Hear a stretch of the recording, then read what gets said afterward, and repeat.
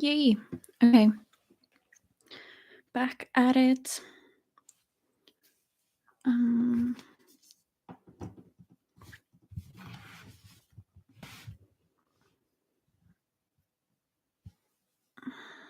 just gonna put down the curtain behind me.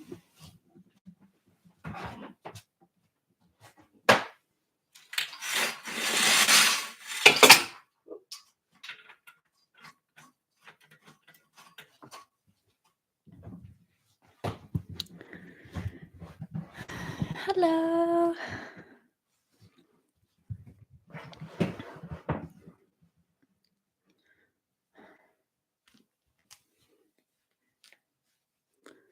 I'm having like a day where I am very just need to be super cozy.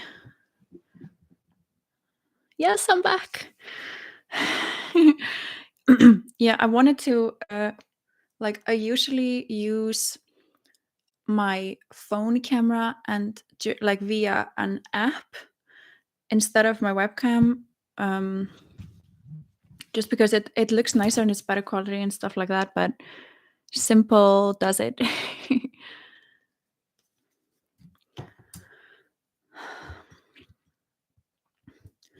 Yeah, so we were talking about masking and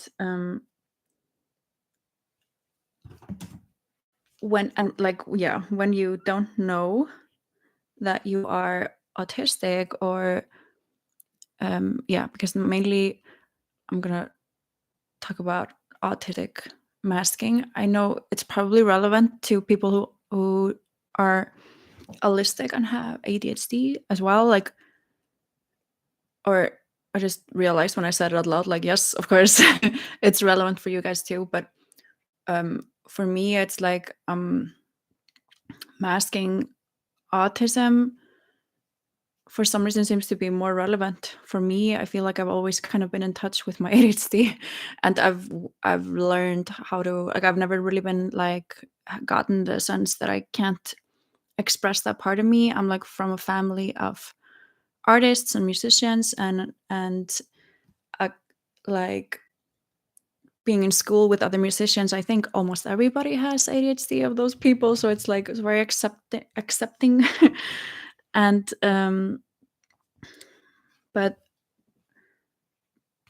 I was thinking about this today because I woke up this morning and I realized, or I had this like just this sense of being like not in balance. And I've been doing really well and been like very balanced in my body and with my just with everything and in connection and in flow. And this morning I was like, okay, this is like an old sensation, this old kind of like feeling of not really being in my body and in flow and stuff like that. And I was like, whoa, like I've been hyper focusing on a specific thing that, like, I'm building my business up, like for the first time, like with like I don't know how to phrase it, like kind of full on and investing in it and just going full in it, and everything has been like flowing so well that I just like go fully in it. And of course, being very mindful that I'm not doing too much, that I am doing everything according to what I've learned to preserve my energy and just like like I talked about in the beginning. But yeah, this morning I was like, wow, I have this reminds me of the time that I was like masking and I didn't know what was happening. I just felt yucky and weird and not in my body, and I felt like I should be happy but I wasn't, and I didn't know how to act, what to say, and like and nowadays, like, I just have to remind myself, like, Sunna, like, you are just going into like habits of like a little bit of masking, like being in like like anything we see related to what we're doing, especially if it's something, I don't know, like for me, like social media or like some identity, like being a healer or whatever, is like I have such an easy time just mirroring what I see, and it's so subconscious. And this is what masking is and how scary it can be. It's like it's so sneaky. And then all of a sudden it's like, whoa, why do I feel like I'm not in my body anymore? Why do I feel depressed? And then, you know, unlearning this has given me myself back and has given me my life back. And it's like, wow, like you can't even like put it into words how much of a cloud it is to be unknowingly masking so much. And yeah, so a really simple thing to do when you catch yourself in this, like for those of you who already know about like your neurodivergence, for example, or whoever resonates with this, is like my number one thing I need to do just to snap out of it is like go to my interests, and yeah, what is referred to as like special interests. And like, because when I like focus on that, like I instantly snap into myself and nothing else matters than that interest, and then you're just like a joyful little child. And yeah, and this is of course after having worked on like unlearning the mask, but when especially coming out of burnout, I'm realizing that I have to be really careful not to snap back into it. It's like I have to be very like aware of myself. And because when I was in the burnout, I didn't really have a choice but to unmask. And it was like I either unmask or I'm just out of here. Like, and I didn't even have the energy to mask anymore. And that's kind of a nice it's kind of nice that like, okay, because I wanted to unmask and I want to be there all the time 100%. Like many people don't want to unmask, and it's not always safe. And that is like my goal and my hope for every neurodivergent person, is that you have the choice to either mask or not, because of course the world is how it is. And to be able to like be aware of your surroundings and like, okay, now is not the time for me to totally reveal my purity. And then to be able just to set the mask on, and then it's not like detrimental because it's just you're conscious about it. And it's like, I was just thinking about this earlier today. I was like, because I was indulging in one of my special interests, and I was like watching like bloopers from the show Shadowhunters, because I really like that show. Um, and there's so much like autistic coding in that show, so it's so fun. To What I love about like fantasy TV and movies and any like fantasy fiction or sci-fi fiction, is that like there's so many characters that are autistic coded. I think that's what it's called, autistic coded. So basically what that means, like if you haven't heard about it, is that they are not like presenting the character as, yeah, so this is Jack and he has autism, it's not one of those things, but it's like a really empowered character. They're just being totally a badass, and obviously they are autistic, but they're not like talking about it or advertising it or something, because it's just normal in that world. So that's, that was one realizing why I loved that so much. And of course I love all magical things and like mystical and mythological creatures and all that, so of course I like that. But so I was watching that and I was like, okay, what's the difference between an autistic person acting and an autistic person like masking. And I was thinking about this also from like the energetic point of view. And okay, my brain wants to go in like 20 different directions with this.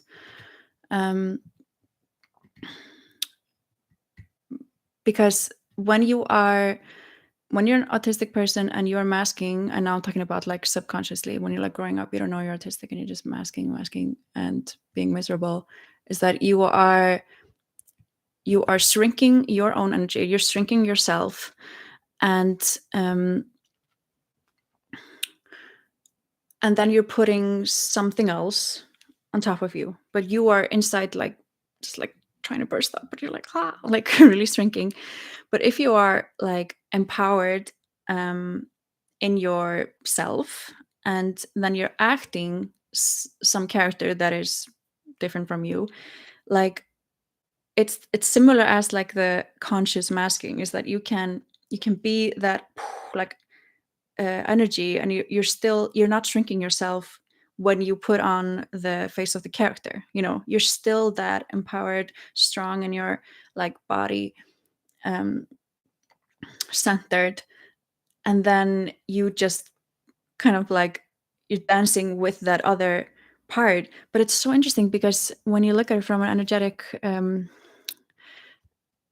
like if you continue looking at it from that point of view, because I was watching the bloopers, and I was just perceiving the energy of the characters, and then for the first time I saw the actor completely.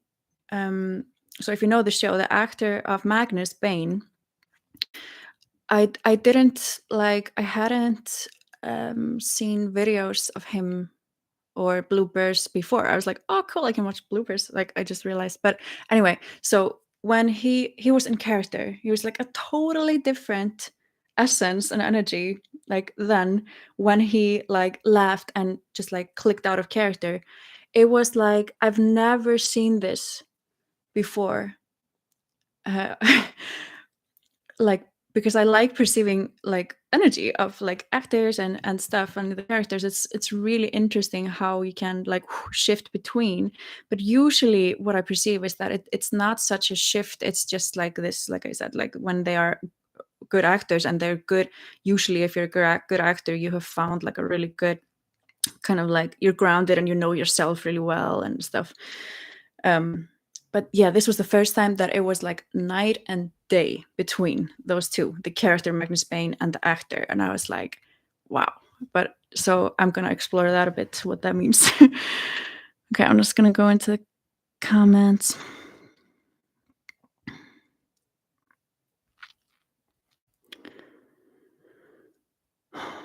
Get so tired after social interactions that I fall asleep. Masking takes so much energy out of you. Yes. It's an it's extremely detrimental in so many ways. And if we don't even think about mental health, it's like it like you showing up with a full-on mask just like for one workday is like it's very normal for an autistic person to need to just rest for like 3 days afterwards or something.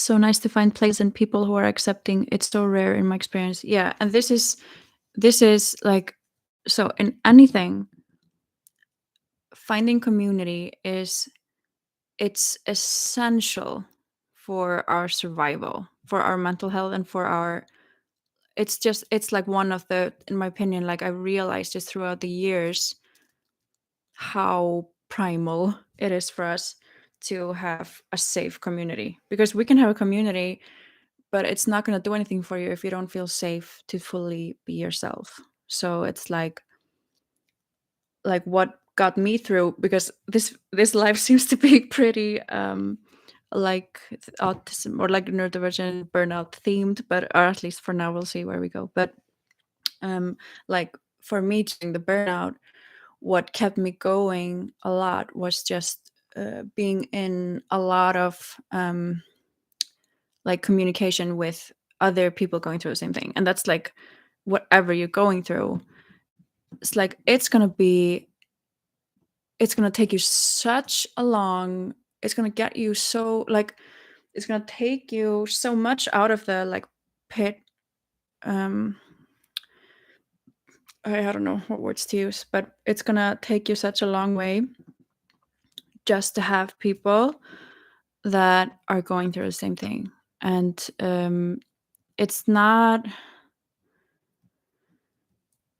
even like because we want like validation or something. It's just, wow, I'm not alone. Like, at least for me, that was such a big thing. Like, okay, there's a bunch of people going through the same thing, and there's some like, just, yeah, lots of like sharing tips, um sharing support. And I mean, in any autism community, there's lots of just like joy and laughter, and because it doesn't take much for us to go there, but we need people who we feel safe around to totally just be and talk about what we want to talk about, and just,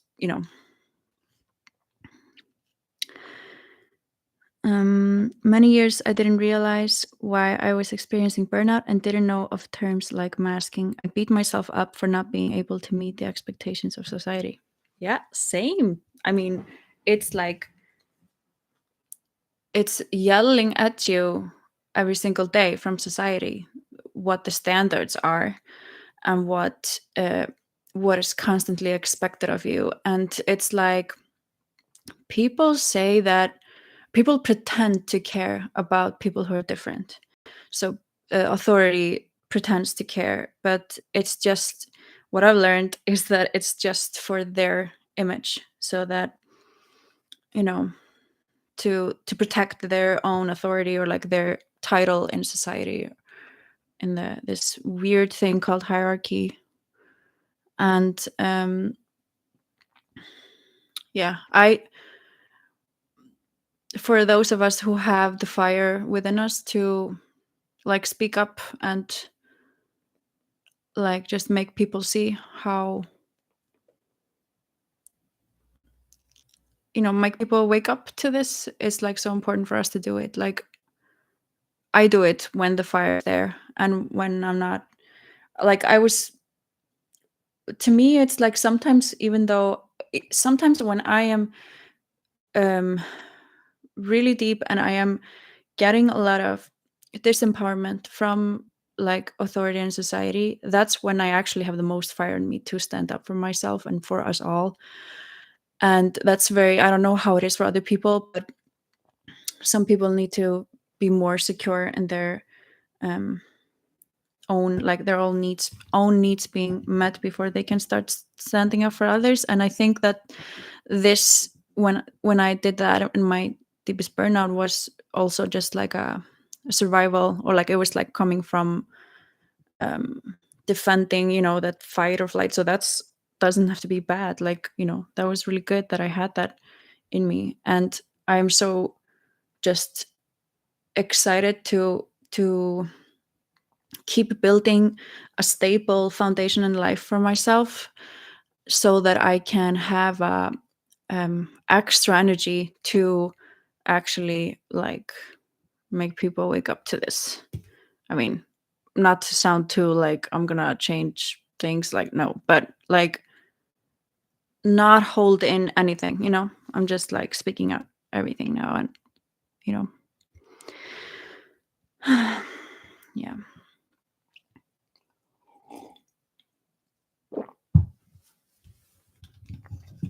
But yeah, so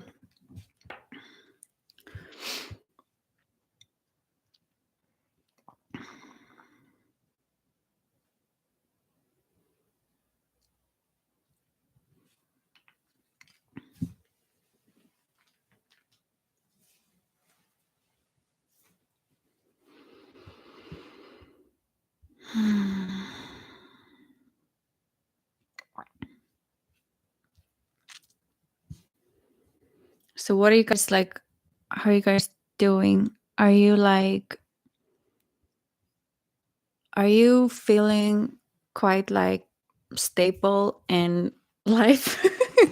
I'm trying to like ask this lightly, but but like, are you guys like stuck in kind of trying to like, I don't know, pay for bills, or just being like trying to be stable mentally and stuff? Or are you just good? Like you're just vibing?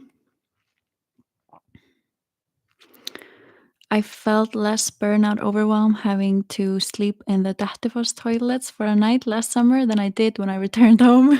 Looks like I'll be off to find a new home soon. Yeah, wow, that must have been a wake up call. Cool earmuffs, thank you. So they actually like, they're supposed to be like this, and they have these glitter things in the front. They are really soft and nice, and the only thing is that I can never have anything on my head for too long, because then the pressure gets too much, even though if it's loose like this. So I'm gonna put them on later.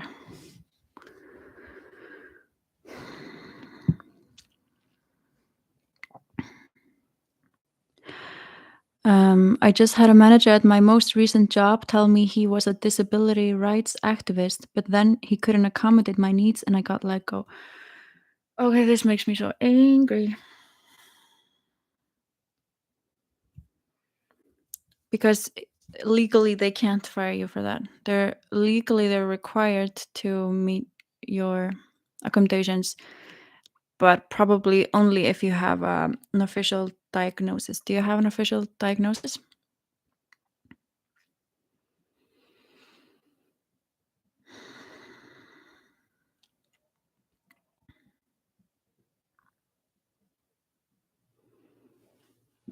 Resonant Soul Sound Healing by Ali Hall. Yeah. So if you have an official diagnosis, whether it's, anything that requires you to have, anything that is considered to be a disability and requires you to have accommodations, or not requires you, but like autism, ADHD, that I don't know about the others, but I'm talking about like, I'm not talking about like physical disabilities right now, but yes, I gave them a doctor's note and my accommodations from when I was in school. Doctor's note, is that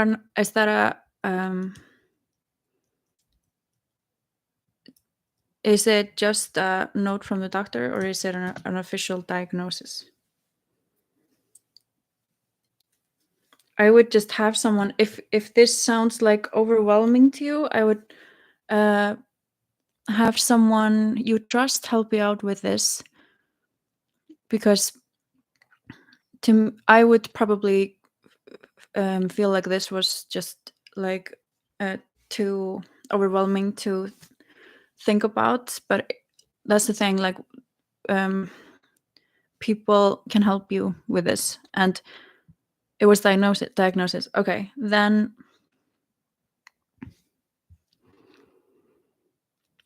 definitely talk to human resources. They know some of what they talk about. Yeah. I just know, and I think this is pretty global, that companies are legally cannot let you go because of accommodation stuff. If you have a diagnosis, they're like legally required to meet your accommodations in some way. So what that means then, I'm not really sure if you have to like get a lawyer, or if you just, if you can get somebody to like basically threaten them to, that you might sue or something. And like, I would get somebody just that you trust to help you out with this, or yeah, speak to HR. There's no HR, it was a small business. Okay. Yeah, then it's just, you just speak to your boss or whoever is like high up or whatever. And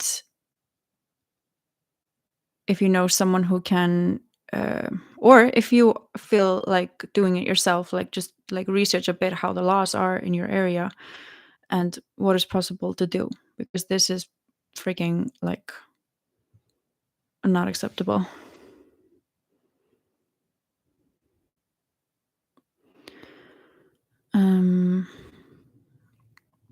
Love your music. Are you thinking of doing another album?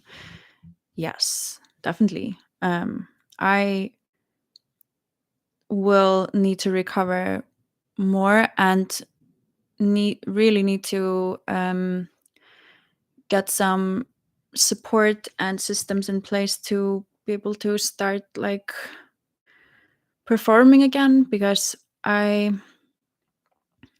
did release an album and I didn't really like, after I released it, I didn't perform lots because I was so burnt out and COVID, and like I had no money for it, and I have spent so much money on my music and have gotten so little back that I also have very little fire left in me for that, because I don't know how long I can keep doing that.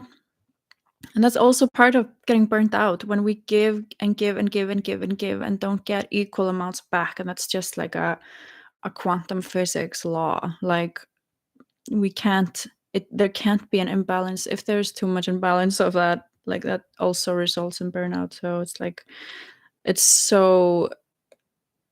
was so inevitable for me to get heavily burnt out, because there were many things contributing to it. But yes, I will never stop creating music, and that's like something I'm slowly starting to do. I've been composing for others. Like I've been composing for flute ensembles and stuff when people ask me to. I'm not inspired to start anything myself, kind of like I haven't been, but um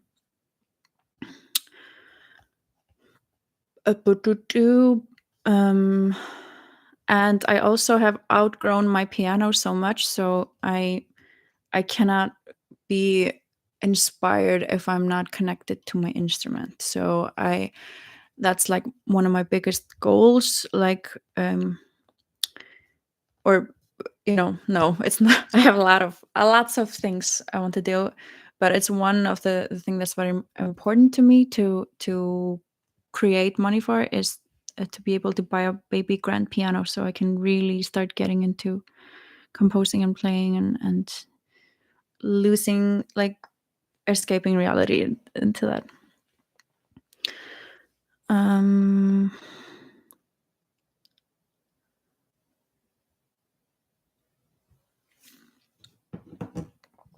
then there was a question, do you have any advice over spiritual journeys, from Alexa Montet? Can you be more specific? This can mean a lot of things.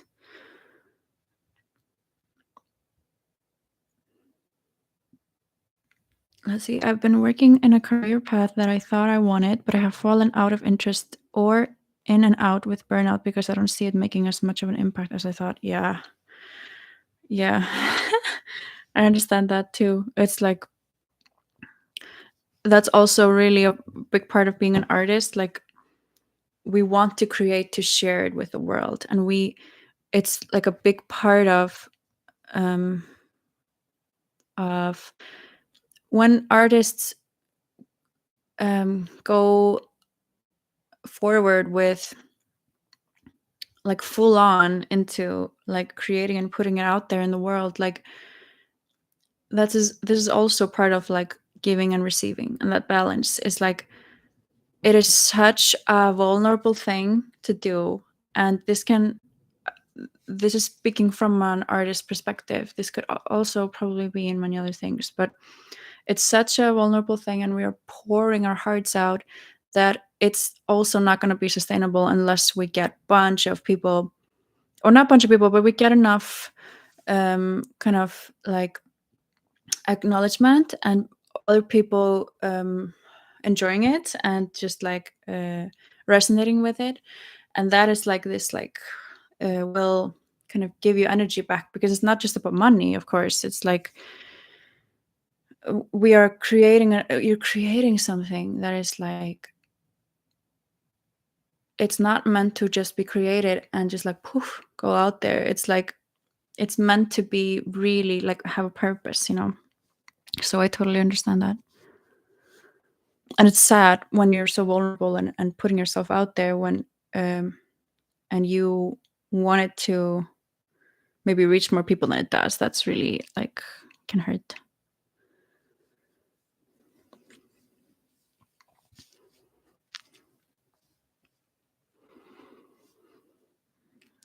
Yeah, I want to change career paths entirely to more of like a healing profession and small business, but fear, uncertainty is holding me back.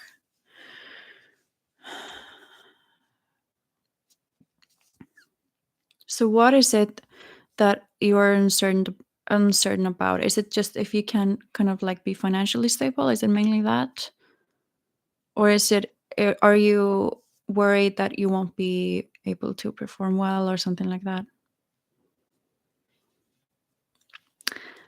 I am so tactile. I am obsessed with soft, fluffy materials. Oh, me too. It's the best. And that's also one part that is really awesome about having cats. It's like a living fluff ball. I've outgrown my upright bass and feel like I can't progress as much as I'd like because it's just a cheap instrument and that makes it difficult to play. So I can't play easily high up the neck.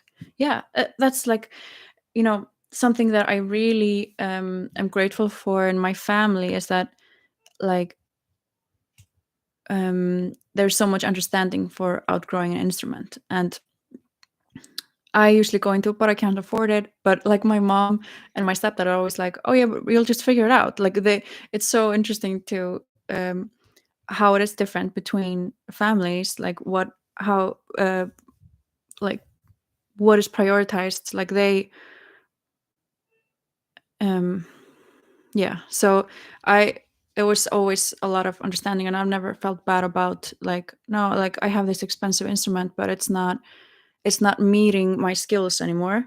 So it needs to be upgraded. Like that's very acceptable in like at least in the classical world. That's very like duh. Like so maybe it's not as acceptable like in the other kind of like parts of the music industry or of the the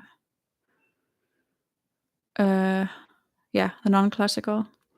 So I totally like, to me it's like, yeah, makes total sense. Like you can't like, it's just it doesn't fit together where you're at and your instrument. You're just like, you've leveled up, your instrument needs to meet you there.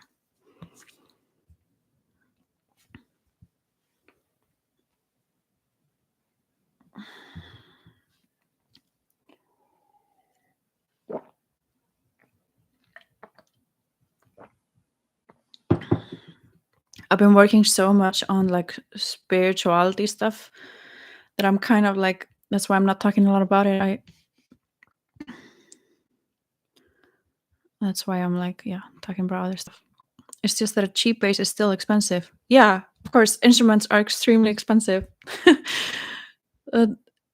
Yeah.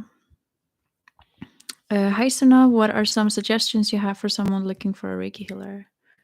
What do you mean by that? Do you mean how to choose one or where to find them? Or like...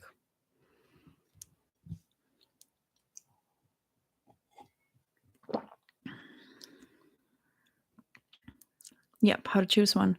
Okay, whichever one like lights you up, whatever you gravitate towards. It's really simple. It's like what makes it hard is only thing that makes it hard is when you go into your head about it. Like, yes, of course there is like there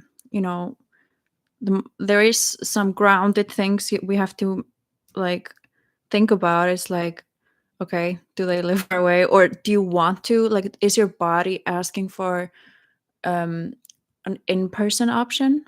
Like, even though Reiki can be done via distance, our bodies often are asking for and require and would really benefit from someone who's actually doing it in person and like touching your body. Like it's such a big thing that like our bodies, like they really want to receive, and from touch we receive on a different level. So there is that, and there's the money thing, and then yeah, like is it far to drive if you want to be in person? But if we don't think about those things, if you only think about, let's say that they're all close to you, they're all the same price range, then just like what makes you just gravitates towards them. And if you go into your head about it, just ask like which one would create the most of what I'm asking for me. So whatever you're going to them for, if it's just for, stress relief, relaxation, or if it's for something specific, like some trauma release or um, manifestation or whatever. So we can just say which of those will help me or get closer to that, and then notice like what you gravitates towards, what is light, what is exciting and stuff, etc. And this is for anything you are like having a hard time choosing, like you can use that.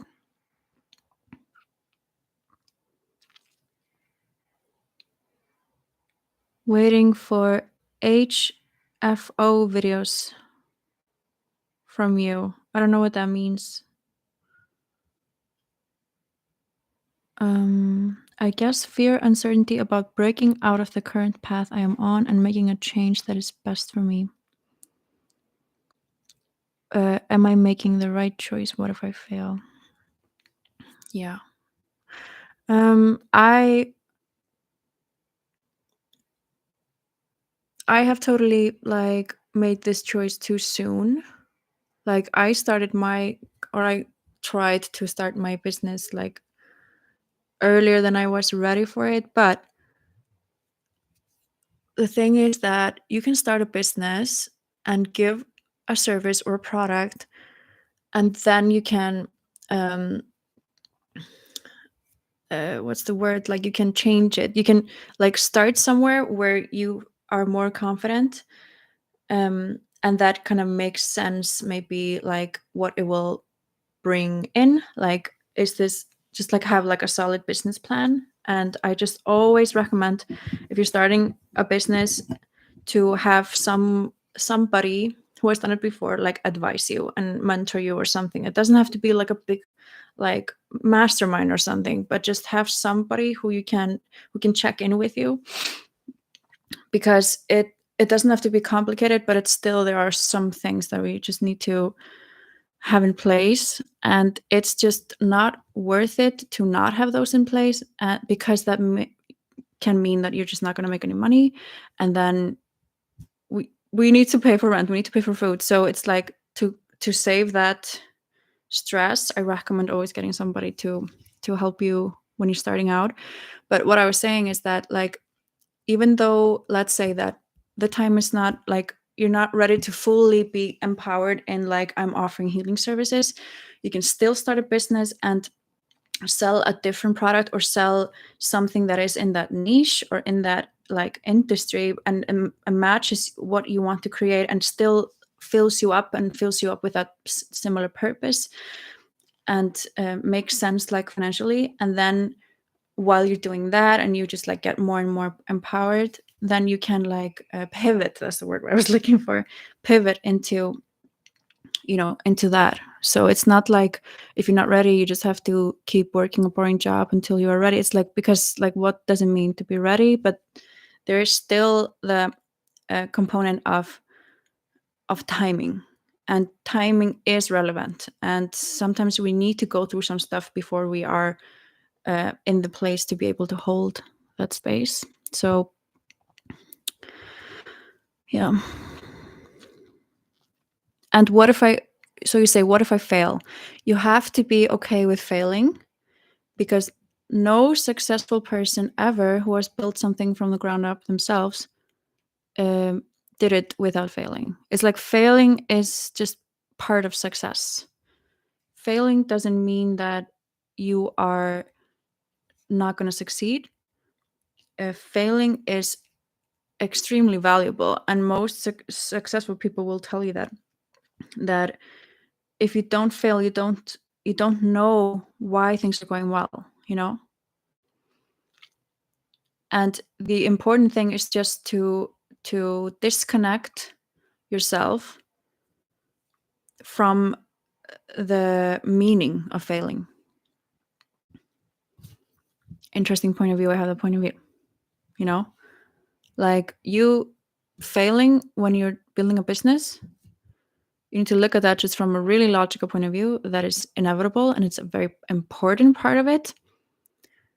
It does not mean that I am a failure, It does not mean that I'm trying to remember, because I used to have this fear, but I just don't remember how I felt like, because I don't feel that anymore.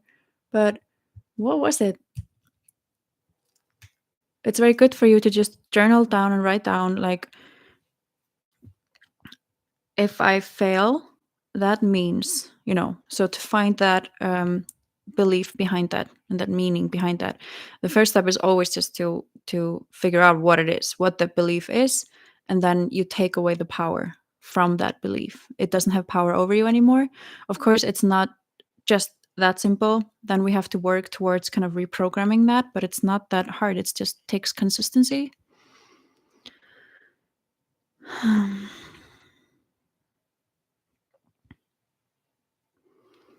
And then here's a comment: to those that are afraid of failure, you're not alone. I'm going through that now over a job in another state. I'm terrified, but the new job will bring a better life. Yeah. Oh, I mean, I think most people can resonate at some extent to being afraid of failure. But it's like, often it can be misplaced. It's sometimes we are just afraid of the uncertainty, and it's like it's just a wonky energy, and we are so used to being in control. And for those of you who resonate with that, then it's usually just like, oh, you realize that it's not really a fear of failure. But so that's why it's just good to investigate it, just like write down what comes and stuff like that. Where do you find a business advisor? I'm so broke. Yeah. I mean, that was the reason why I didn't invest until now in like a business. I invested in a business coach. So I tried out some coaches that were like learning.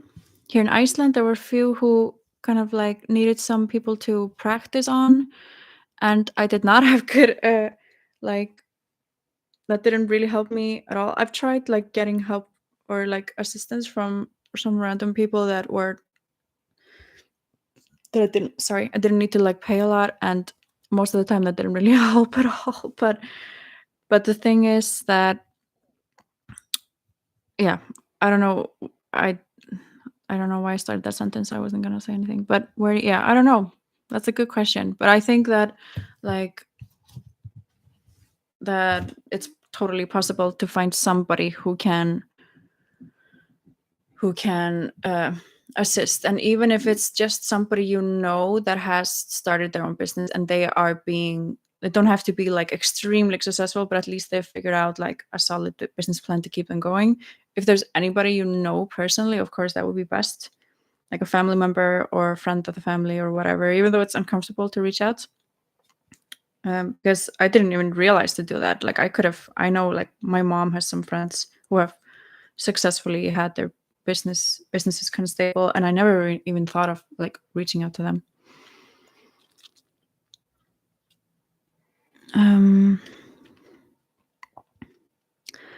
I found your channel a few weeks ago, and that led me to find your music too. You really have a calming influence. Lately, I've been wanting to become more present, and your content is really helping. Awesome. I'm so glad that it's helping. I struggle with consistency, posting online content and creating events, probably because of burnout or my ADHD. Yes.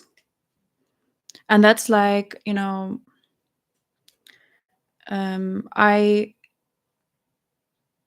I hated posting on social media, and I thought I had to, and now like now I was so glad when I found my business coach, because her whole like thing is like build a business without having to rely on posting on social media. And I just realized, like, because I enjoy posting on social media, I realized that the whole thing about why I hated it so much was because I was doing it with a mask on. So maybe you can ask yourself, like, how can I, or is there a way that I can actually enjoy this? And like, whatever you do, your business is not going to be sustainable, especially if you're neurodivergent, if it's not bringing you joy. If what you're doing is not bringing you joy, you're going to stop and be like, this sucks. So that's like I always just like, please just follow what is exciting. And maybe you don't have to, like, the thing with neurodivergent beings is that you know so much that other people don't know. Like, you're extremely aware. So if something is heavy to you, if somebody's saying like, oh, you have to post on social media this many times, if you're going to grow your audience to be able to sell your product or something, if that's heavy and just not exciting for you, then that's not true for you. And you have a different awareness of something that is maybe new, that people don't realize. And like, so that's why it's like, it's so magical when we feel safe enough to follow that. And I understand extremely well to not feel safe enough to follow your knowing, because that's extreme uncertainty, and especially if you're not used to it, then it can feel scary to do that because nobody else is doing it, and people say that this is the only way to get these results. And so don't feel bad if you hear that, like, oh yeah, just follow your knowing, like, it sounds so simple. But I understand if it's scary. And I kind of beat myself up over it for a few years, before I realized that, oh, okay, it was actually very understandable that I wasn't following, because, like, it's a lot of uncertainty. And also, like, I don't want to take risks, like, when it can affect like others that I care about. So if you have a family and you're like, oh yeah, my awareness or my body is really light about making this investment or something, and then your body is maybe light about it because it knows it's gonna create something awesome, but that might also mean that you're gonna lose your house. Because like, your being is so high vibrational and spiritual that the point of view of your being is different from being in this body. Because your being might be like, oh yeah, losing your house is great because then you can finally build out in the countryside, like, it's a blessing in disguise. But you know what I mean. So it's like it's okay to also be grounded and like realistic.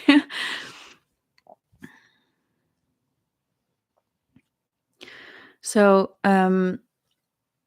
so yeah, going back to like this struggling with consistency and posting online, like, if you like have a period where you just don't want to post, then don't feel bad about it, then just don't post. And then like maybe during that time you actually have energy to do other kind of like appearance or like marketing or whatever the reason for posting is. So you could maybe have energy to send emails or just reach out to people and being like, hey, do you know anybody who would want to do this or something? So it's like, yeah, don't feel bad if some rhythm doesn't fit with you. And especially if you're like ADHD, or if you are like, I am PDA autistic, which is pathological demand for, wait, what is that? Demand, yeah, pathological demand avoidance, which sounds very medical, but it's just like, one part of that is that I can't do things the same way for a period of time again and again. Then I go into fight or flight if I have to do some things, and if I have to just anything that is like a demand sets my nervous system in like, wow.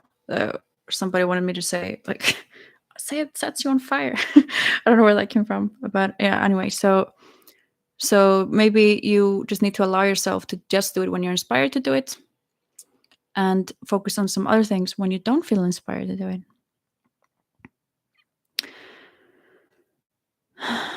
Is it possible to translate sexual energy by Reiki?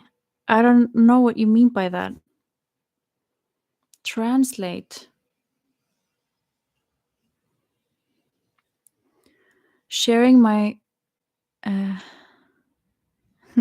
sharing my self-discovery and my own healing experience is exciting to me, but it feels like a burden to follow through with the tedious process of filming, content creation, and marketing. Oh yes, I understand. Like, so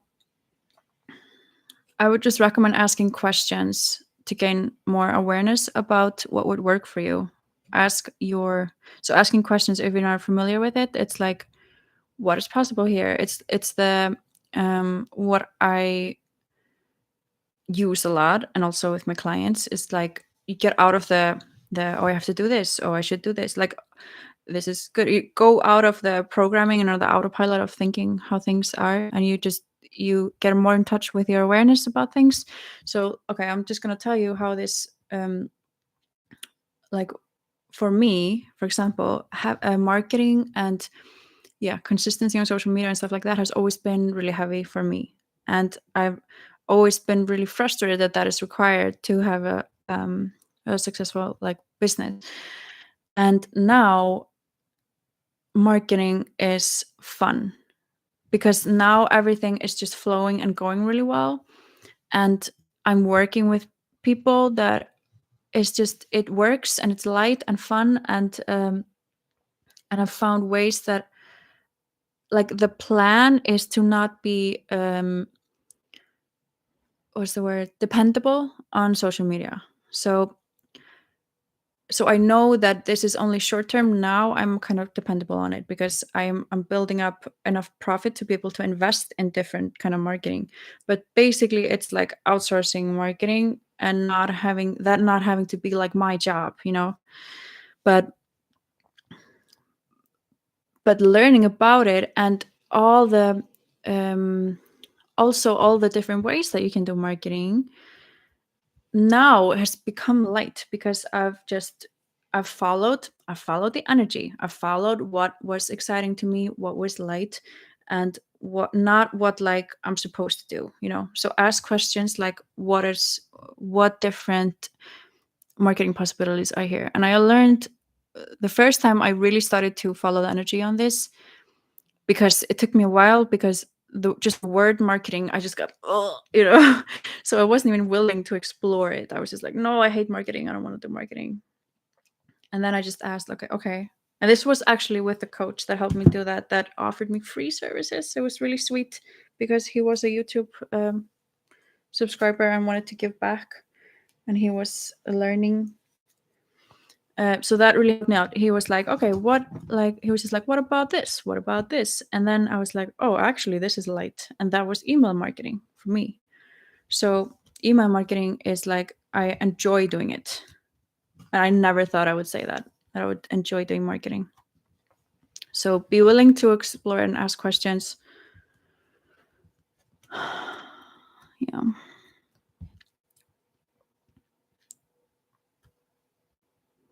And also with filming, like, do you need to film? You can also just do a lot of text on, like, you can find beautiful pictures. Like I do, like I find, because I'm all about just like doing what is fun and joyful and like within my interests. So when I don't want to show up on camera on social media and stuff like that, I post photos of like forests and mushrooms and nature, and put text on top, and that is really valuable content as well. So it's like, what can you do in a different way?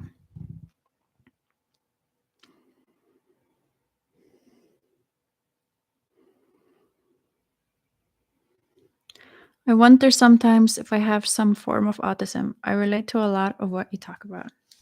yeah, there are many different autism profiles, so it's like it's very normal if we like sometimes we only know some stereotypical way to be autistic because like there is whatever, I'm not going to go into that, but anyway, it's very common to just think that autism is just like that. Like that's why I didn't know I was autistic, because I was just like, if you have autism, wait, what did I think about it? Yeah, I remember people around me just talked about autism being that you don't want to socialize at all. You are just alone in a corner playing with something that nobody understands, and you don't like even acknowledge that there are other people in the room. And many autistic people are like that, but there's a bunch of us that are not like that. And what is a lot of autistics that are being late diagnosed today, like of our generation, are PDAers. So Google PDA autism or PDA profile of autism, and we are usually the social ones, the chaotic ones. And if you also have ADHD, it's also confusing, like to see where you fit. But that's usually because what the traits that we are taught are just one profile, so that's why it can be confusing. And it was only recently, like some I think it's like 10 years ago, where it was acknowledged for the first time scientifically that you could have both ADHD and autism. It used to be that you could not, it was not acknowledged, like with like in the medical profession, just like every psychiatry, I don't know, I'm losing words here, but it was just not like, people did not know that you could have both. It's just like, if you have ADHD, then you just have ADHD. If you have autism, you just have autism. And then they learned that you can have both, and it confuses the other people.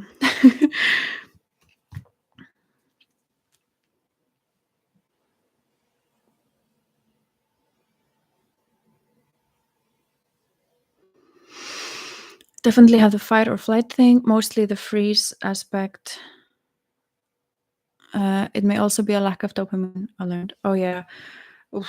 There's so many things to learn about what is like a trauma response, and what is your lack of dopamine, and what is masking, and what is CPTSD. There's so many parts of why we're not thriving, for us who are neurodivergent especially, that I just recommend, just allow yourself to go into a rabbit hole of researching. And TikTok is a great place if you are looking for a community as well, and like the autism community, and the late diagnosed autistic people there. It's so fun because we are just, or they, I'm not really talking that much about autism. Well, I do, but there are many accounts that are just there because they are sharing how it's going on their autism journey. And they're just unapologetically sharing, like, I just learned this about my brain today, and everybody's just like, oh my god.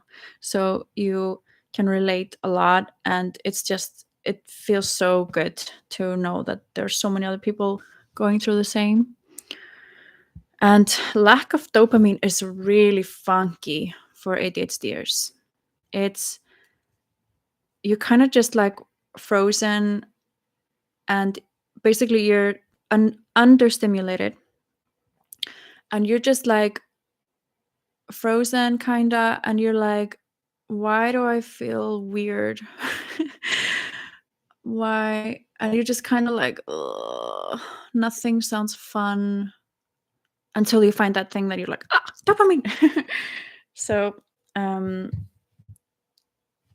like there are like kind of unhealthy ways to reach dopamine, and also it doesn't have to be something crazy like drugs or something, but I mean like something that you're just so desperate for dopamine, kind of like okay, why can't I can only think about like if you're so low on dopamine that you get this idea like I'm gonna color my hair pink. I'm just saying that, but that was not the reason why I colored my hair pink. But anyway, so like some people do that and then they're like they regulate and they what's the word, regret it because it was only chemical. It was not really what you wanted to do. So you can also just like be when you eat a lot of candy or buy stuff online just for that like dopamine hit, anything that is just for the chemical in the moment. Like, but if you're not in burnout, then my best advice for dopamine levels, like if we look at it from a big context, is just to have enough exciting projects and things to work on that is like really fills your soul, but also is stimulating enough. And if you're autistic as well, this has to not be overstimulating. It's a little bit of a tricky thing to figure out, but you can figure it out.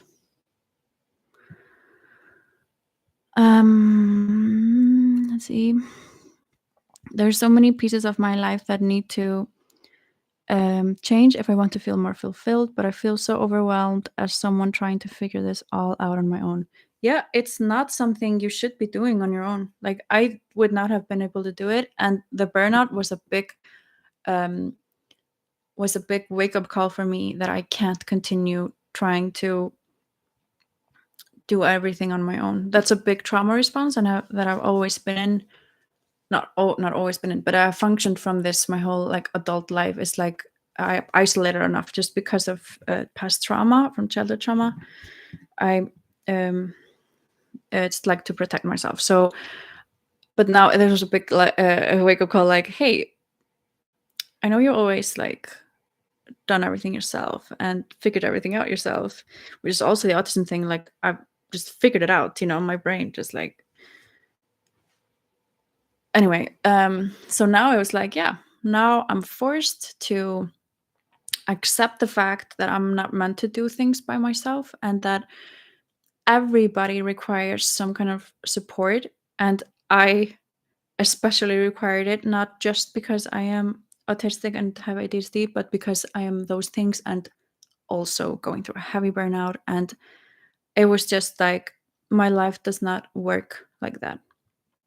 And we have, like I said earlier, we have that extra energy supply just because, which is a form of survival mode, and it's just adrenaline to appear like we can function like a neurotypical, until we reach a point where you just collapse and you cannot do it anymore. And that usually is like mid-20s, late 20s, or 30s. I have a friend who had that, and she just turned like 41, I think. So it sometimes happens later. And this is most of the time for people who don't know why things are hard. They don't know they are autistic. So they just try to meet the expectations of a neurotypical. And it may appear like you are during that time when you have that extra fake supply. But then that's why it's also hard when we burn out for people around us to take it seriously, because they're like, oh, but you used to be so energetic. You used to be, able to do this and that, even though that they didn't maybe not know that we had to recover at home, like a lot. So it's like I had to just educate my family so much, which is not fun to have to do. But to me, it was worth it because I needed their support. So I chose to do that. I know some people don't want to because, and I did it to the people that I trust enough, not the ones that there's a part of me that hasn't really trusted them. And then it's like, okay, I'm just, going to spend the energy on educating and getting support from those that I actually want to invest in, And now I forgot what I was talking about or where I was going. Support. So yeah, when I was in burnout, there is a burnout like organization here that in Iceland that assists people with or gets them support that they pay for. So you just apply for it, fill out a very long form that cost me a lot of a lot of it was really hard to fill it out. Just as an autistic person, like they ask questions that are so open and not direct, and that I just don't understand how somebody is able to answer a question that is open. Like, how do you know what they mean, like what they're talking about? So it's like, and then on top of that, to have to do that when you're also heavily burnt out. So it took me a long time to finally fill in that form. But yeah, like, know the support that is offered in your area, in your country or your city or something. Like, use the resources that are there. I know that the system is super flawed and there's privilege, and like some people have access to it and others have not, and that sucks. But like, try to find what you can take advantage of, like what you can use, even though you know that there are some things that you maybe can't have access to, or you have trauma from like trying to get help in the past. Like, I have let that stop me because I've been denied of support and stuff like in the past, and people just not taking me seriously, and it's easy to let that mean that nobody will ever take you seriously or nobody will ever help you. And please do yourself a favor and don't let that mean that, because when I decided to, like, no, I'm gonna try again and seek out support, I actually got it, and I've gotten way more support than I thought I could have. So and it's also just really vulnerable to reach out and be like, I'm not doing good, I can't function, I need help, and I need help in many areas, in many ways. And I'm seeing, like, from having done that now for 6 months, I'm reaping the benefits so much now. I'm just like, I was talking to one of like an occupational therapist yesterday, and she was just like, will you please acknowledge how far you've come and how much you have changed and figured out just what works for you, and you're doing it, and you're like starting to really thrive. And it was just such a beautiful like thing to realize, like, damn, like everything I've put into place and changed for myself, it just works. And I never thought, like, in my like darkest times during this like past year, I didn't think I would get out of this. And that's so typical, like when you're in the dark, you don't think there is ever going to be light. But to me, it's like this was just at a totally new level, the darkness that is that you access when you're in heavy burnout. Your identity has totally crumbled, in a good way, but it's still intense, and it's such a big, it's like there's grief involved, and you don't know who you are when right before you know, and then but it's just like, it's a big thing to go through. And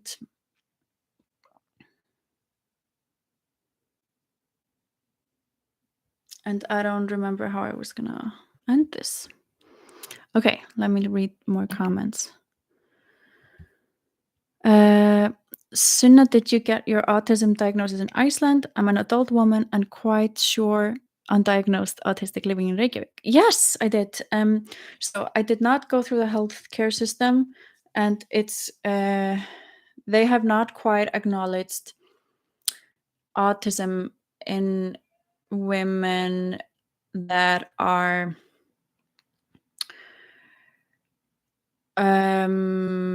like PDA. Like, of course, PDA is not acknowledged medically, but it's known. Like the people, like the what are the English terms, like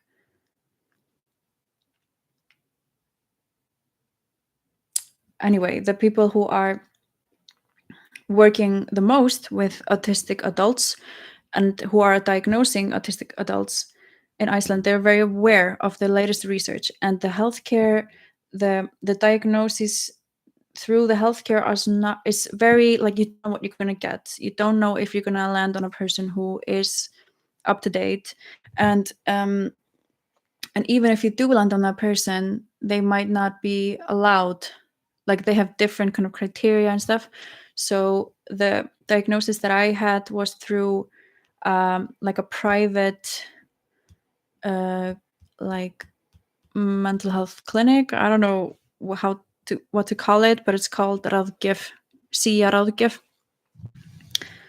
And I'll just write it down for you in the chat.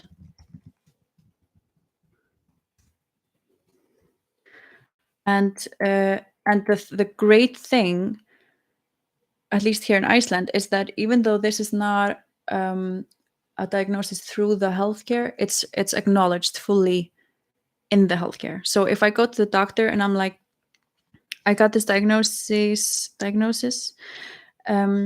this Ráðgjöf, and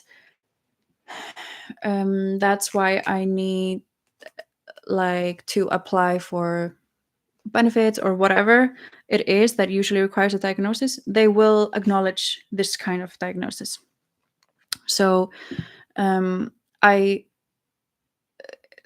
was way easier of a process than I ever thought it would be, because I've heard, like, in other countries, like, just how long of a process this is, and I think maybe that's because they go through the healthcare, and here, if you do that, then yeah, it will be a long process and you might get no and stuff. So I have a friend who is autistic too, and she I found out that she had gotten a diagnosis there, and I hadn't spoken to her for a few months, so I didn't know she was going to do it. And I just messaged her like, "Whoa, how did you do that? Like, how did you do it?" Basically, and so she was just like, "Okay, there's this woman." Basically, there are two women mainly who are doing this, who are diagnosing adult women in Iceland. And there's one who's like kind of known, and like she's like appearing on TV and stuff and radio, and she has more of a waiting list. But my friend was like, there's another one who is great as well, who doesn't have like a long waiting list. So I was like, okay, I'll just go to her. And that was also kind of like light for me. And she is so sweet and amazing, and I couldn't recommend going to her more. Like, she made me feel so safe and so acknowledged, and she helped me so much, like right after the diagnosis, also just giving me tips and just encouraged me to not just to see my strengths and stuff like that.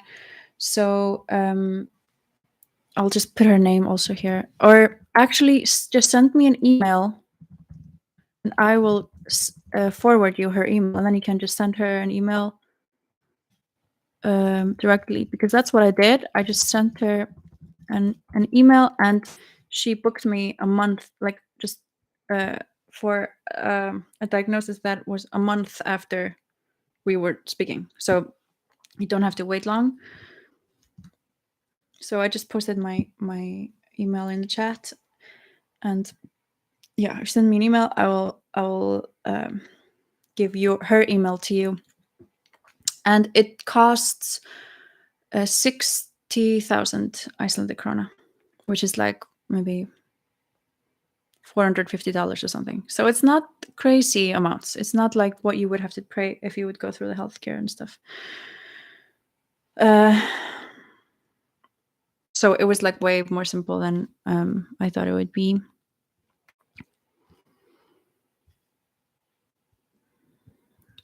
The last few months I've been void of energy and motivation. I'm taking my vitamins, so it is not lack of vitamin D or something. Any advice? I mean, this could be many things.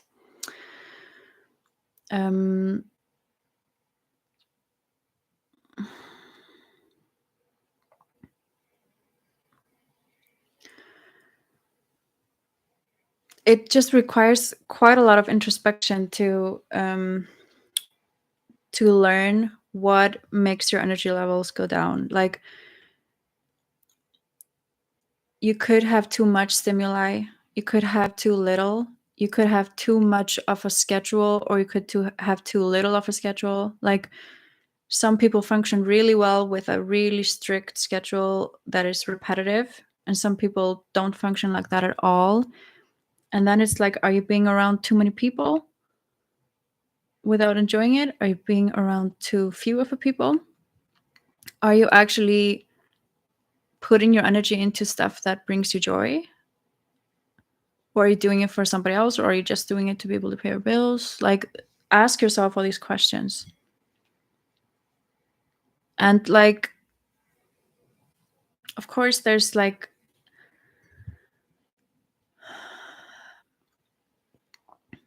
if we go into like the spiritual stuff, like every single one of you on here like is very aware and energetically in tune. So just remember that you are you can get a lot of lightness just by reminding yourself or asking, like, hey, am I holding on to stuff from others? Like, is any of this mine? Does this belong to me? And be willing to just return it and get really. So a lot of us are not willing to be aware and are not willing to know what's going on. Like, we avoid so much because it sometimes the truth is just a slap in the face, you know. And sometimes when we look at things in our lives, like, wow, like, is this apartment really bringing me joy? Like, do I really want to live in this city? Or like, things we don't want to ask ourselves this, because if you get a no, like, I don't want to be here anymore, that means that you have to move, or that means that you have to change jobs. It means that you have to break up with a person, or it means drastic change, and that can be really stress inducing or cost a lot of money. Like, it's understandable that we don't want to deal with that stuff, but it's like, in the long term, is that helpful, you know? So if we were willing to just allow ourselves to be aware and look at our lives, we would have such an easy time choosing and resolving things. I didn't know it was possible to have both either until a couple weeks ago. Yeah. So you're talking about autism and ADHD, right? Yeah. It's actually more likely than not that you have both. So if you know that you have one or the other, it's more likely that you also have the other than to have one. So it's more than 50% likely.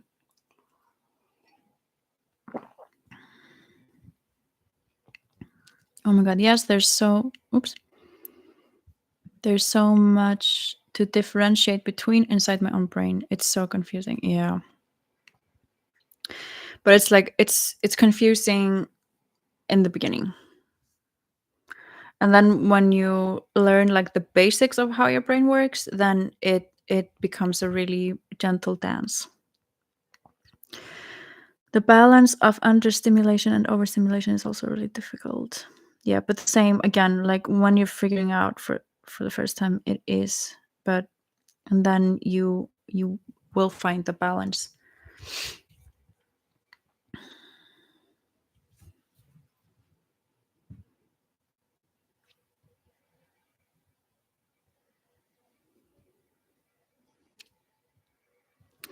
ADHD also presents differently in women, and the DSM-5 is based on the male presentation. This is also true for the ASD diagnosis. You need to research your assessor. Yeah.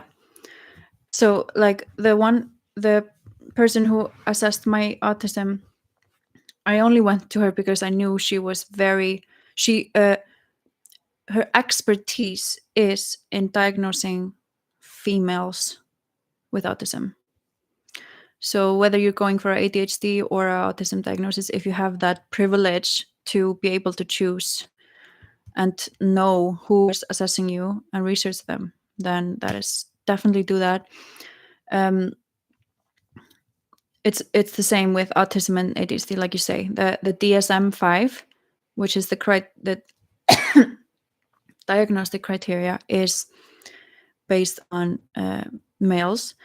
And back in the day, they thought that females couldn't have either of those, which is so freaking insane to me. And the great thing is that, like, even though, like, technically, the woman I'm talking about and the women that do this here in Iceland, like, they use the DSM-5. I'm pretty sure they do. They do the test that they do is called ADOS. I think the acronym is ADOS something something. I think that is based on the DSM-5, but just because they know the research, they know what to not, like, follow too much. Like, they go with what they know is right, not based on some DSM-5 that was created like 40 years ago or something or more. And what is like so what is also, I'm not sure when that was like acknowledged fully, the fact that ADHD is way more internalized in females than, and in males it's more externalized. Like, it's more common that males are with ADHD are very physically hyper, and it's more common that the females internalize it. Like, when I was younger, I was all over the place, like, physically, but then when we grow up, just because of how the expectations are put onto girls and females, and how we're supposed to act in society, which also makes us mask, like, it's all connected, like that. So the autism, like, we are more prone to masking than males in general. So that takes the form of internalizing. So our mind is super hyper. So that's like the most basic thing, how ADHD can be different in females.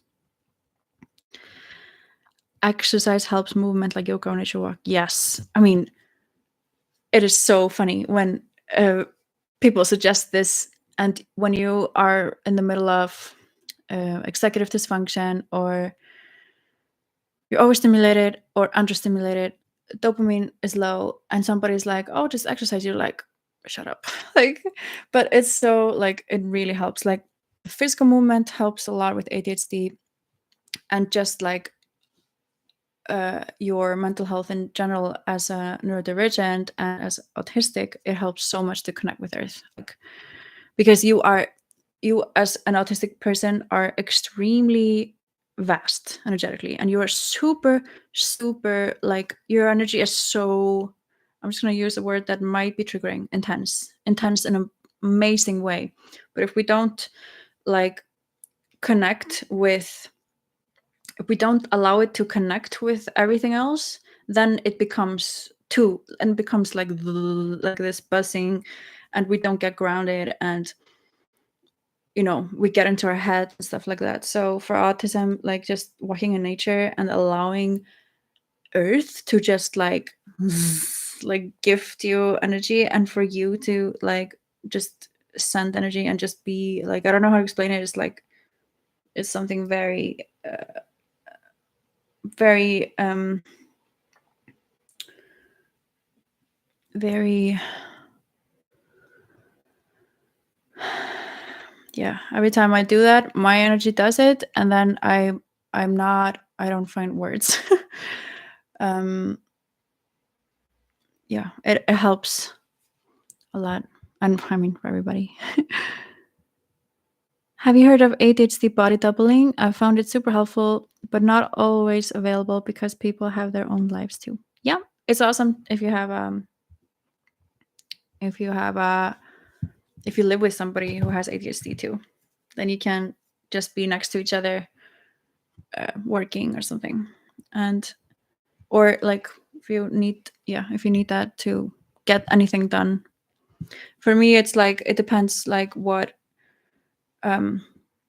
how I'm meeting the needs of the ADHD part of me and the autistic part of me. If I'm a little bit overstimulated, I cannot get anything done unless I am completely alone in the house. And sometimes it's the opposite, that I'm meeting my autistic needs very well. And then if I'm a little bit understimulated, I will need the body doubling to start some things. So it's a puzzle. It's a bit of a puzzle. Wow. So we're having a Neurodivergent live today. That's fun. I know it's out of topic, but you look so cute. Love the pink hair. Oh, thanks.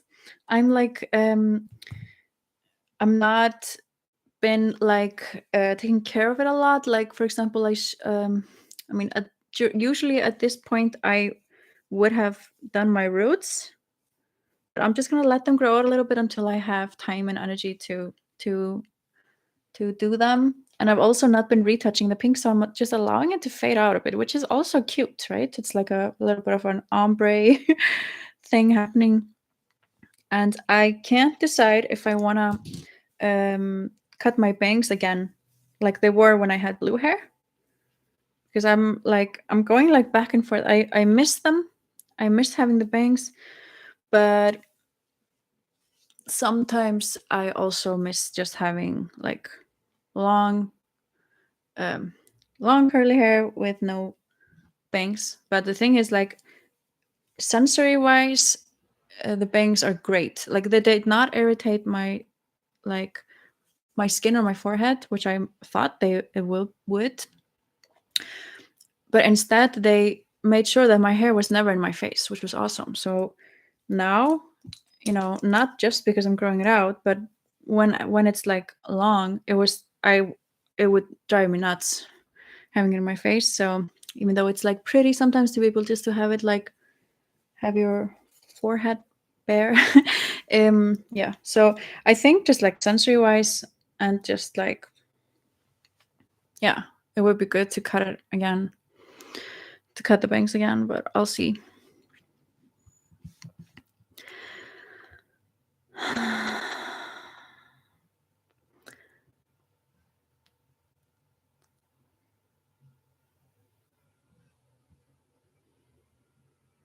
Do all people deserve forgiveness? And what if I'm incapable of forgiving certain people? So what is forgiveness? It's it's making the situation stop controlling you and affecting you to your detriment, basically. So forgiveness should always be about you. And there's another thing, a whole other thing, is if you allow that person to keep being in contact with you, or like if you like decide to trust the person again. So that it's very important that we differentiate between those two. If we don't forgive, it's just gonna continue to deplete your energy, and you're gonna react emotionally again and again and again and again and again and again, and it's just gonna cause this cycle of not great stuff unless you decide to forgive.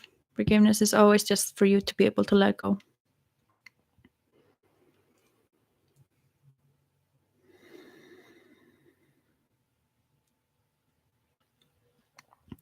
I think what makes it even more difficult when overstimulated is stimulation that is necessary and cannot be avoided because you have to pay rent, versus stimulated that brings joy. Of course, like, this is what is the biggest problem with the world today when it comes to autistic people, is that we are forced to work jobs that we don't function in. So because we have to pay rent like everybody else, or pay bills, that's why it's so important to have this discussion we had earlier, that like companies are legally required to accommodate you and meet your accommodations if you have a diagnosis. So this is why it's so important to get a diagnosis, in my opinion. Like, if you are just in a place of privilege where you don't need one, then that's a different story and different conversation. It's like, oh, is it gonna bring me joy to have a diagnosis or not? But to me, it's like primal needs being met. to me, that's like a more important conversation to have, because like we, like, first of all, we don't function in situations and in jobs that we are or just like just jobs in general, how they are. Like, you show up at work, whatever you're doing, there's like constant stimuli everywhere, whether you're working in an office or in a restaurant. It's like, of course, different, but it's too much for any autistic person. And or most, of course, there's sensory sensitivities are different, and some autistic people are actually not as sensitive as others. So it's not like every, but most. So yeah, first of all is that, and second of all, there is so much energy and information passing through our brains in every single moment and every single day that we should not have to work, or we are not capable of working like a labor job for as many hours as a neurotypical person can. So it's like, this is just a very simple equation for me, is that if this is not met, if accommodations are not met, and if we are like expected to do this, we are going to burn out, and many people lose their lives.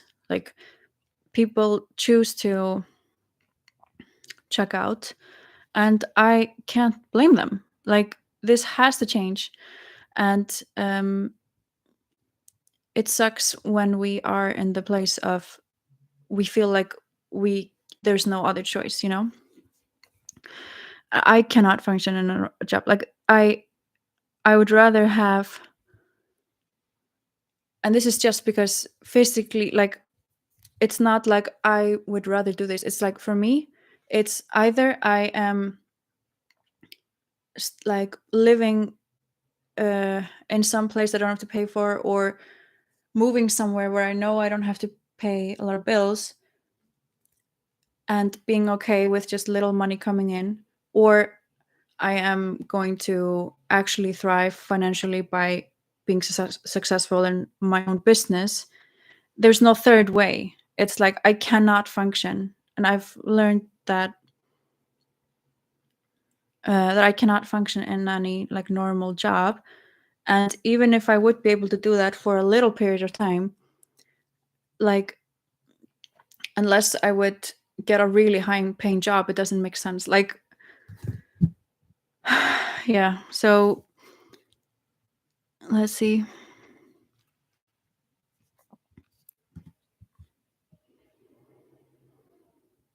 Executive dysfunction is the story of my life, honestly. Ugh, yeah, that executive dysfunction really sucks. I thankfully do not really experience it a lot. I used to. We are autistic people too. Myself, Christy, and my wife Oana has PTSD from a long time now. She was trafficked and bullied from her own family, but we are much better now. Yeah.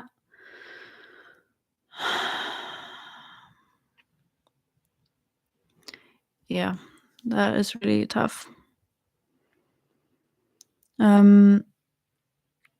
Yeah, CPTSD, like complex PTSD, is probably what she has, or it sounds at least like if you get if you're exposed to trauma that happens again and again and again and again, such as bullying or any kind of like abuse, especially if it's like in childhood. I don't know why they always specify in childhood, but that seems to what people talk about a lot. Then that is actually now acknowledged as complex PTSD. But I don't know about your situation, of course. And we are happy here with you and the rest of the family. Oh yeah, exactly. Finding community that accepts you. Honestly, the fading and roots look really cute. Oh yeah. Oh, thanks for that. Like sometimes I get too analytical. Like roots are not pretty. Uh, Fading. It's just like, and then I forget that hey, this is just for fun, and this is also cute. And I am really glad that like when I had like white hair, I went to a salon and they which was horrible. It was so overstimulating. I was there for like 4 hours or something because they were trying to get the rest of the blue out. Don't dye your hair blue unless you're ready for making it really hard getting it out. But yeah, so they put in like a color that seems to be still there underneath. So it's really cool toned under the pink. Otherwise, it would be yellow. And you can't see it in the live, but here there's some yellow coming through the pink because of course, I didn't put any toner after I went to the salon, so the roots are different. Love the ombre look. Cool. Hi, Sunna, just joined the live. I just wanted to let you know I love your music. Have been meaning to download your album for a while. Hugs from Italy. Oh, thank you. Thank you for all the information and everything you do. Oh, yeah. Yeah. I'm just here for you guys when I can, when I have the energy. Ooh, I'm getting hungry. I was going to eat really well before, and I had a day where I was like, you know what? Today I need to rest. Like I've been like so on and like doing so many things and super, like I said, like super just like with ease and it's just so cool when you are doing lots of things. And this is like also an expression of a healthy ADHD, is like when you're like doing everything really fast and it just flows really well. And then it's amazing to be able to recognize when you need to slow down. Is the kitchen done? Loved your Christmas vlogs. Oh, thanks. Yeah, I have been vlogging a little bit that I keep forgetting to like finish it so I can post. I am going to continue to vlog from time to time. What do you think? Like, because I have been thinking like, I wonder what it is from the viewer's perspective or like the subscriber perspective to have, the healing videos and then all of a sudden these vlogs in between. Like, is it weird and confusing and not fun? Like, would you guys, just because I'm curious, like, of course I'll do what I find is best, but would you guys like for it to be separate, or do you think it's just nice to have it all in the same channel? And the kitchen is not done. We got totally like overwhelmed with it, or not overwhelmed. It was just time. We were like, okay, we need to take a little break because it's a lot of stimulation when there's like always somebody popping in to work on something, to come and measure. And it's like contractors like that, they're not very like, they don't give you there's not a lot of organization. Like they kind of just show up when they want to show up, and you have to like use the opportunity, and then they let you wait, and it's like it takes a lot of mental energy. So we decided just to pause it for a few months. We also were waiting for our countertops to be created and shipped from Italy. They are now here, and now we're waiting for them to get like sliced, like ceramic countertops. So it's like it's a lot of process. And then we like couldn't find the floor we liked. It's like kind of limited everything here in Iceland, and unless you wanna like go full on with ordering everything from abroad, but then it takes a lot of time, and then you have to pay taxes, and then you have to like, you don't know how it looks, and like, but it's functional and we love it still, even though it's not ready. It's like, so, it's such a luxury to be able to write kitchen that is your own in your own house. So I'm just really grateful we were able to do it. And it's not confusing. It's nice to see part of your life and personality. Same channel is fine. Okay, cool.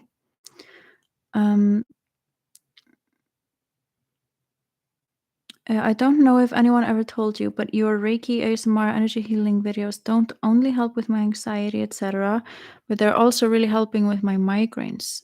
Tack for making them. Yay, awesome. I mean, yeah, that's what I hope that they will do. That it's like that they will just, that's my intention always, that they will just help you with whatever you need relief from.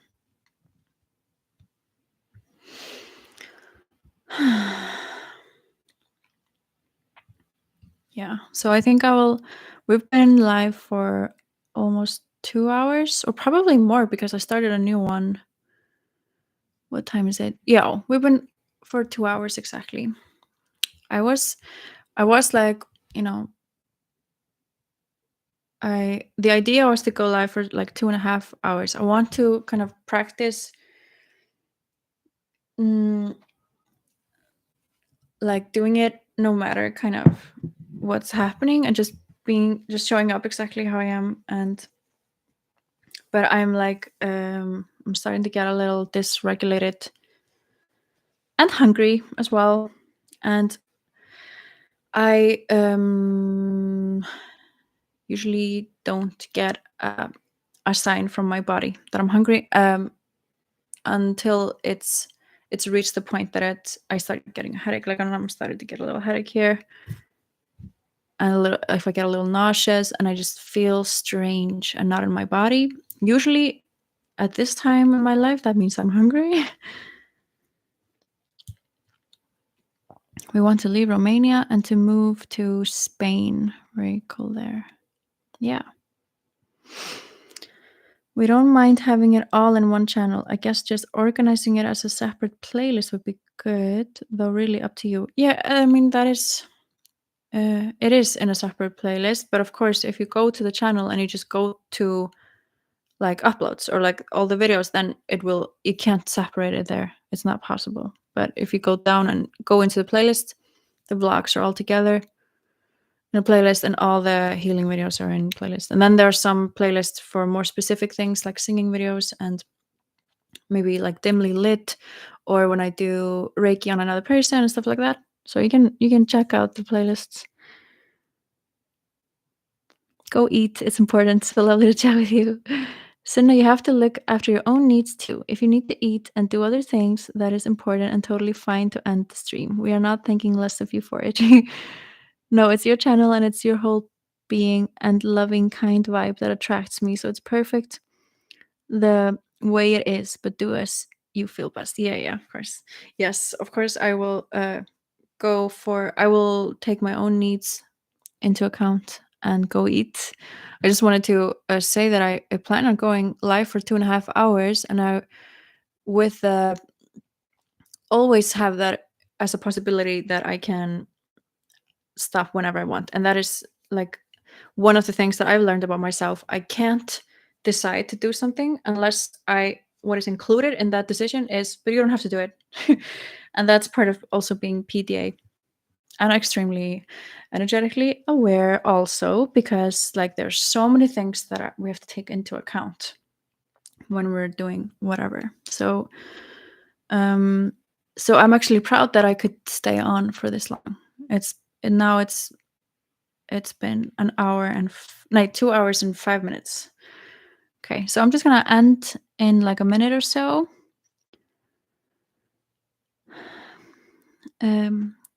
Take care of yourself. I relate to forgetting to eat. I appreciate you being on here and holding space. Yeah, I had to really be really strict with myself to have, this is the like probably one of the few things that I am pretty strict with myself. Is just like is like when I wake up, I eat even though I don't feel like it. I eat, and I just always eat something that is a comfort food, like it's a safe food, it's texture wise and all that, and usually it's always the same thing. And then I always have the same thing, unless that day I'm feeling adventurous and then I'll have something different. But usually it's like the same things. It's like 2 hours later, and then usually it's pretty open, like between lunch and dinner, and it very differs with each day, how, like, if I need something then or if I'm good until dinner. But yeah. Yes, your Reiki has a very calming and healing effect on me too. Thank you. You do have a real gift. Oh, I'm glad. Okay, thanks for the chat, guys. It was really fun, and it's so important to like show up just as people and just like support each other, whatever, however we can, when we can, you know. So take care, everybody. So much love to you.